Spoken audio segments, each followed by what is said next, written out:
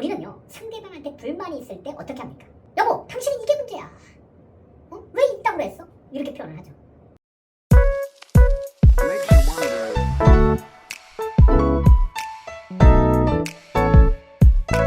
여러분 안녕하세요. 어쩌라고 심리학의 이배용 교수입니다. 어쩌라고. 여러분, 우리가 어쩌라고를 외치는 세상이 왔으면 좋겠습니다. 우리가 인생에 살다 보면 힘들고 어려운 일이 많죠. 그럴 때 정말 힘들지만 어쩌라고, 그래 난 이겨낼 거야. 이 힘든 고통과 같은 상황 이겨낼 거야. 어쩌라고 외치면서 이겨나갔으면 좋겠습니다. 오늘은 커플 상담, 특히 대화에 문제가 있는 커플들, 싸움이 잦은 커플들, 왜일까? 뭐를 좀 개선해야 실제적으로 좋은 커플이 되고 싸우지 않는 부부가 될 수 있을까? 커플 부부 상담 특강을 시작해 보려고 합니다. 자, 우리는요, 상대방한테 불만이 있을 때 어떻게 합니까? 두 가지 유형의 사람들로 분류가 됩니다. 첫 번째는요, 직선적으로 상대방에게 다 표현합니다. 여보, 당신은 이게 문제야. 왜 이따구로 했어? 이렇게 표현을 하죠. 그리고 상대방의 감정이나 기분을 생각하지 않습니다. 이런 사람들은요. 또한 무리의 사람들이 내가 이 말을 하면 상대방이 기분이 안 좋을까봐, 내가 이 말을 하면 우리 애인이 상처를 받을까봐, 또 아니면 싸움이 될까봐 두려워서 아예 말조차 꺼내지 않는 유형의 사람이 있습니다. 여러분 어떤 유형의 사람이세요? 직설적으로 다 하고 싶은 말 다 하는 스타일이세요? 아니면 참고 견디면서 내가 스트레스를 받지만 상대방과의 좋은 관계를 유지하기 위해서 말을 안 하다가 그것이 곪고 삭혀서 마음속에 스트레스로 자리 잡는지는 않는지 여러분 확인해 보셔야 됩니다. 나는 어떤 부류의 사람입니까? 그래서요, 우리가 대화의 기술이 필요한데요, 내가 상대방의 단점을 발견했을 때 어떻게 해야 될까? 내가 상대방의 잘못을 발견했을 때 그걸 꼭 얘기해 주고 싶어. 그럴 때 어떻게 해야 될까? 그 비결을 오늘 가르쳐 드리려고 합니다. 자, 상대의 문제를 지적할 때는요, 부드럽게 시작하는 게 필요합니다. 우리가 부드럽게 시작하는 것의 마력이 정말 중요합니다. 여러분, 과연 나는 어떤 방식으로 갈등을 해결하는가? 대부분의 커플들이요, 상대방을 고쳐주겠다는 일념하에 직설적으로 막 단점을 이야기하다가 불만을 표출하다가 더 사이가 악화되고 더 싸움이 일어나는 커플들이 의외로 많습니다. 나는 어떻게 남친에 대한 불만을 표현할까? 여친에 대한 불만을 어떻게 표현해 주는 것이 좋을까? 아주 중요한 문제죠. 문제를요, 거칠고 우리 속된 말로 지적질을 하면서 시작하면요, 둘 중 하나는 상대를 비판하거나 경멸하는 언어가 나오게 됩니다. 대화를 시작하는 방법에 따라서 대화가 잘 진행되느냐 안 진행되느냐의 96%를 차지하게 됩니다.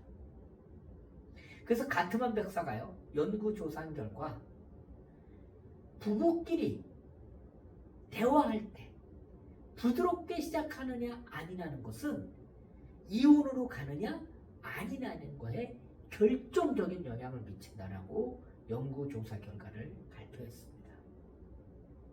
그만큼요, 대화를 나눌 때 부드럽게 시작하느냐 거칠게 시작하느냐는 것은 둘의 관계에 절대적인 영향을 미치게 된다는 겁니다.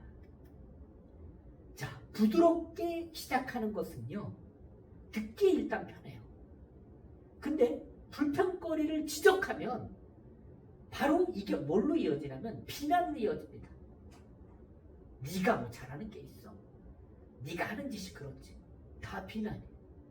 여기다 또 경멸까지 갑니다. 경멸적인 언어는요, 인격적으로 모든 걸 아는 거죠. 너까진 게 뭐. 아유, 내가 이 세상에서 최고로 불행한 게 널 만난 거야. 완전히 경멸적인 언어죠. 내가 너 아니었으면 이렇게 안 산다. 이런 표현들. 아주 경멸적인 표현들이에요. 또 반격합니다. 야, 너나 잘하셔. 난 했었거든. 왜 그러셔? 뭐 이런 식으로. 네. 반격을 잘하죠. 이것이 다툼의 심각한 원인이 됩니다. 또 아예 담을 쌓아버려요. 저 사람하고는 얘기해봤자 소용이 없어. 절대 얘기할 필요가 없어. 이렇게 해서 마음문이 닫히게 되죠. 결국 이것이 헤어집니다. 이혼에 다다르게 되는 원인이 됩니다. 대화할 때 부드럽게 시작하는 것. 상대방에게 불만을 이야기할 때 부드러운 언어나 말로 시작하는 것. 너무 중요합니다. 그래서 우리는 내가 속상하다고 표현하는 게 아주 중요합니다. 상대의 문제를 비난하지 말고 솔직하게 표현해 주는 게 중요한 거죠. 그리고 나에게 앞으로 어떻게 해줬으면 좋을지 그 부분을 표현해 주는 게 중요합니다. 불만을 표현할 때 부드럽게 시작하는 거 아주 중요하죠. 제가 예시를 들어 드릴게요. 자, 거칠게 시작하는 사람들 어떻게 시작하느냐, 여기 한번 예시를 보세요. 거칠게 시작하는 사람들은요, 당신은 나에 대한 관심이 없어. 당신은 이기적이야. 내가 왔는데도 어떻게 게임만 할 수 있어? 도대체 나는 당신에게 뭐야? 나의 존재는 당신에게 뭐야? 벌써 이 게임 중독에 빠진 사람처럼 게임에만 몰두하고 내가 왔는데도 날 쳐다보지 않는 남편이나 아내를 보면서 우리는 거칠게 시작을 합니다. 도대체 당신에게 나는 뭐냐? 이랬을 때 상대방의 반응이 벌써 그려지죠. 아, 인사했잖아. 와서 왔어? 한마디 했잖아. 이렇게 분명히 나올 겁니다. 아내는 거기서 또 화가 나고 그러죠. 고작 말 한마디 왔어? 이게 전부야? 최소한도로 얼굴도 마주치고 내다볼 줄 알아야지. 사람이 왔는데 걔도 그러진 않겠다. 이렇게 반박을 하게 되죠. 이러면 싸움이 되고 결국은 사이가 더 나빠지게 됩니다. 자, 부드럽게 시작하는 사람들 어떻게 시작합니까? 자기야, 당신이 내가 집에 왔는데 당신이 날 쳐다보지도 않고 말 한마디 안 해서 내가 너무 속상했어. 자기야, 앞으로는 내가 오면 게임을 잠깐이라도 딜레이하고 해서라도 내다보고 나를 좀 반겨줬으면 좋겠어. 게임보다는 내가 더 소중하잖아. 나는 어떤 때는 내가 전혀 소중하지 않은 사람이라고 느껴져서 너무 속상할 때가 많아. 자기가 다음에는 그런 부분 좀 신경 써줄 수 있지? 이렇게 부드럽게 시작할 때 부부 사이가 많이 좋아지게 됩니다. 여러분은 어떤 방식으로 주로 대화를 하십니까? 아이를 돌보지 않는 남편, 이렇게 얘기하죠. 당신은 집에 오면 맨날 쉬기만 하고 도대체 나는 일도 하고 아이도 돌보고 너무 힘들어. 당신이란 사람은 도대체 남에 대한 배려가 전혀 없어. 이렇게 말하면 100% 그날저녁 대형 부부싸움이 펼쳐지게 됩니다. 그런데 여보, 나 당신한테 할 말이 있는데 당신이 집에 왔을 때 물론 당신도 많이 피곤하겠지만 게임만 하고 혼자 자기 방에서 쉬고 있으면 나는 또 아이들 케어도 해야 되고 너무 할 일이 많아. 살림도 해야 되고 그래서 당신이 퇴근했을 때 나를 좀 도와서 집안일을 조금이라도 도와주고 당신 방에 들어가서 당신 하고 싶은 거 해줬으면 좋겠어. 그러면 내가 덜 지치고 당신에게도 좋은 아내가 될 수 있을 것 같아.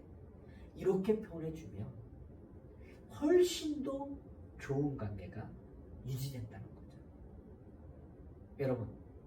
여러분은 어떤 스타일, 어떤 식의 대화를 하는 사람입니까? 거칠게 시작하십니까? 부드럽게 시작하십니까? 그 선택이 둘의 관계를 정합니다. 인고 부부가 되느냐, 자주 싸우는 커플이 되고 결국 헤어지는 경지에 이르는 커플이 되느냐, 여러분의 선택에 달려 있습니다. 오늘도 상대방의 불만이 있으시에 부드럽게 시작하십시오. 부드럽게 시작할 때 상대방이 행복하고 둘 사이의 관계가 개선됩니다. 여러분, 문제를 제기하거나 상대방의 불만을 이야기할 때 부드럽게 시작하라. 이것이 오늘의 핵심 포인트입니다. 감사합니다. Yeah.